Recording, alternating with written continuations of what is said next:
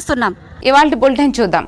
Kakinada కోటనందూరులో Telugu Desam party యువ నాయకుడు వెలగ వెంకట కృష్ణారావు మట్టి వినాయక ప్రతిమలను ప్రజలకు పంపిణీ చేశారు. సుమారు 500 మట్టి ప్రతిమలను మండల ఆరవైశ్య సంఘం ప్రెసిడెంట్ వెలగ వెంకట గంగాధర రంగనాయకులు కుమారుడు వెంకట కృష్ణారావు పంపిణీ చేశారు. మాజీ మంత్రి యనమల రామకృష్ణుడు, ఎమ్మెల్యే యనమల దివ్య, టీడీపీ నాయకులు గాడి రాజాబాబు, పోతల సూరిబాబు కూడా కార్యక్రమంలో పాల్గొన్నారు.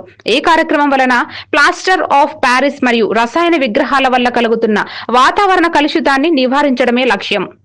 యనమల రామకృష్ణుడు గారు, అలాగే మన నియోజకవర్గం తుడి నియోజకవర్గ ముద్దుబిడ్డ యనమల దివ్య గారు, ప్రభుత్వ విప్ యనమల దివ్య గారు ఆదేశాల మేరకు కోటనందూరు మండలంలో మండల నాయకులు పోతల సూరిబాబు గారు, అలాగే మాజీ అధ్యక్షులు గాడి రాజబాబు గారు ఆధ్వర్యంలో కోటనందూరు గ్రామంలో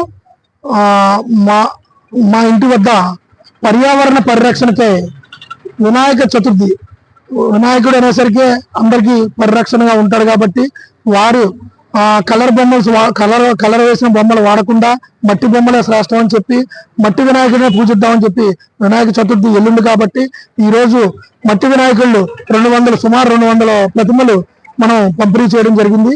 కాబట్టి ఈ నియోజకవర్గంలో అలాగే రాష్ట్రంలో అలాగే దేశంలో కూడా ప్రతి ఒక్కరూ ఆయుర ఆరోగ్యాలతో అష్టైశ్వర్యాలతో పంట కూడా బ్రహ్మాండంగా పండి ధనధాన్యాలతో అందరూ కూడా ఏ విఘ్నాలు కలగకుండా ఆ వినాయకుడికి తొలి పూజ చేస్తాం కాబట్టి వినాయకుడిని కొలుచుకోవాల్సిందిగా కోరి ప్రార్థిస్తున్నాం.